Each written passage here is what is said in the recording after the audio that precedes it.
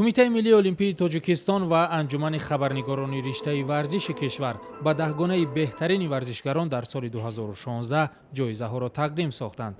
بهرالله رجبالیف دبیر کل کمیته ملی المپیک تاجیکستان گفت که دلشاد نظرов ورزشگر مشهور تاجیک با به دست آوردن مدال طلا در بازی‌های 31 تابستانه المپیک در ریو د ژانیرو برزیلیا در رده اول این 10 گانه برگزیده شد.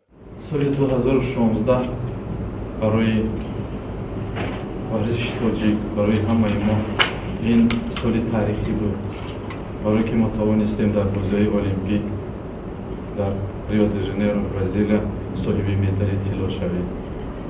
ما هم به دلشاد نظرов احسان میگوییم. Нарзулло Латипов рабари Ассоциатсияи журналистони риштаи варзиши Тоҷикистон зикр дошт ки 10 варзишгари беҳтарини солро беш аз 70 журналисти риштаи варзиши нашрияву хабаргузориҳо ва телевизиону радио тавассути пурсиш муайян карданд. Позвольте мне поблагодарить всех журналистов, которые голосовали за меня. تشکر از همه خبرنگارانی که به من رای دادند. از کمیته ملی المپیک تاجیکستان برای حصه‌اش در رشد ورزش در کشورمان سپاسگزارم. به ورزشکاران تاجیک برای عملی شدن نقشه‌هایشان برای کار و موفقیت می‌خواهم. Планов, которые они ставят перед собой, потому что каждый спортсмен ставит перед собой какую-то планку и идет.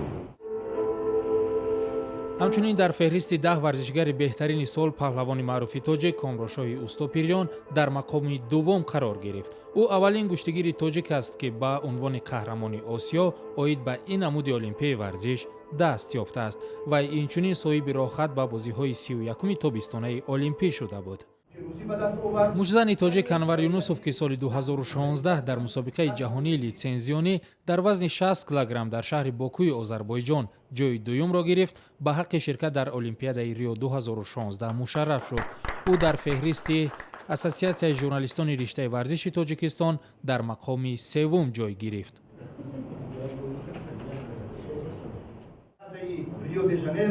ҳамрӯз Раҷабов варзишгари самбо Мору Ҳалимова дар намуди тейквандо ВТФ, Шаҳрёр Даминов дар варзиши қайиқронӣ, Фаррух Амонатов дар риштаи шоҳмот, Зуҳро Холова варзишгари кикбоксинг, Вера Семашко дар намуди кӯҳнавардӣ, Ҷаҳонгир Маҷидов варзишгари ҷудо аз соҳиб ҷоизаҳои дигари ин 10 гона буданд.